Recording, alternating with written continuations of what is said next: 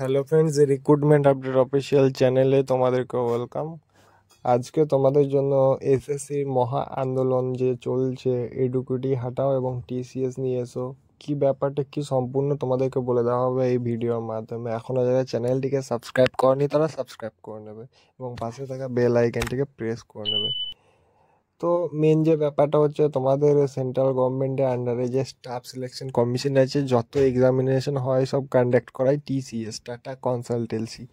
তো কিছুদিন আগে যে এই নোটিশটি প্রকাশিত হয়েছিল, এডুকেটিভ বলে একটি সংস্থা আছে, তারা এক্সাম কন্ডাক্ট করাবে। তার ফলে কি হচ্ছে, অনেক অনেক ভাঙা ঘর টর, বিল্ডিং ফিল্ডিং কিছু নেই, ভালো ব্যবস্থা নেই, সেখানে পরীক্ষা করাচ্ছে।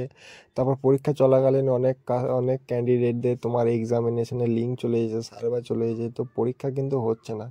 তো এই প্রোটেস্টের ক্ষেত্রে যত ক্যান্ডিডেট আছে, সিজিএল, FAS30, এমটিএস, এসএসসি, যত ক্যান্ডিডেট সবাই একটি র্যালি করে এবং র্যালিতে খুব বড় ধরনের প্রোটেস্ট হয়। এবং তোমাদের ইউটিউবের যে নাম্বার ওয়ান চ্যানেলগুলো আছে, RWA, তারপর আদিত্য রঞ্জন স্যার, অঙ্কিত ভারতী স্যার, গগন প্রতাপ স্যার, সবাই এখানে র্যালি করে।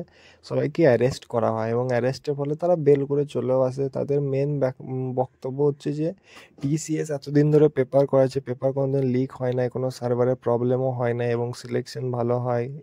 ওদের সবারই ক্যান্ডিডেটদের দাবি হচ্ছে তোমার যে টিসিএসকে টেন্ডারটা দেওয়া হোক। টিসিএস যদি টেন্ডারটা পায় তো আমাদের ক্যান্ডিডেটদের জন্য খুব ভালো এক্সামিনেশন করানো হয়। তোমরা জানো নিশ্চয়ই, তোমরা এক্সাম দিয়েছো। তো দেখো কেসটা কি কতদিন হয়, তারপরে তোমাদেরকে আমি আপডেট দিয়ে দেবো। তো এই হচ্ছে মেন ব্যাপার। ম্যাক্সিমাম ক্যান্ডিডেটদেরকে অ্যারেস্টও করা হয়েছে তাদের প্রোটেস্টের ফলে।